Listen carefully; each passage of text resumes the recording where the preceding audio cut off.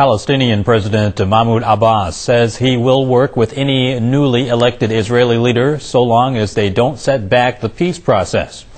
Abbas appeared to be targeting Benjamin Netanyahu, the hard-line opposition leader seen as the front-runner ahead of the Israeli February 10th election.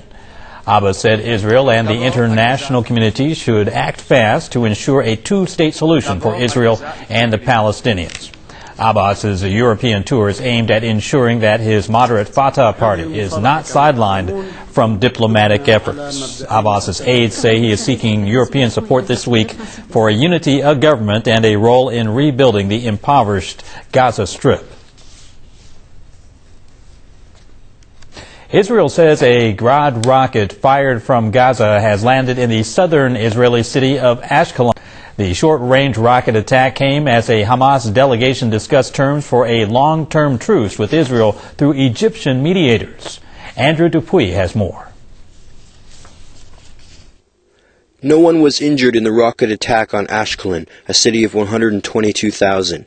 It is the first such rocket to be fired at the city since two separate ceasefires were declared by Israel and Hamas 2 weeks ago.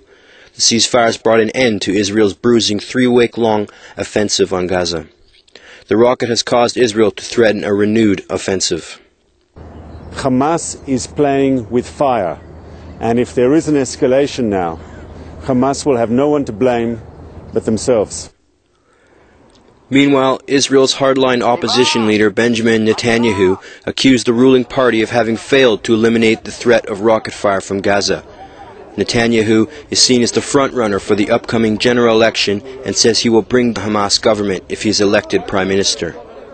The army did a great job, but the Kadima government stopped short of achieving the goal.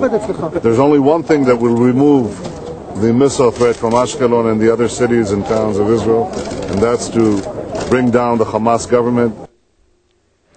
Residents of the southern Gaza town of Rafah say they received telephone calls from the Israeli military warning them to leave their homes ahead of an impending airstrike. Meanwhile, the Israeli foreign minister Tzipi Livni has pledged to keep hitting Hamas as long as it attacks Israel. She also ruled out negotiations with the Palestinian resistant movement. Andrew Dupuy, CCTV.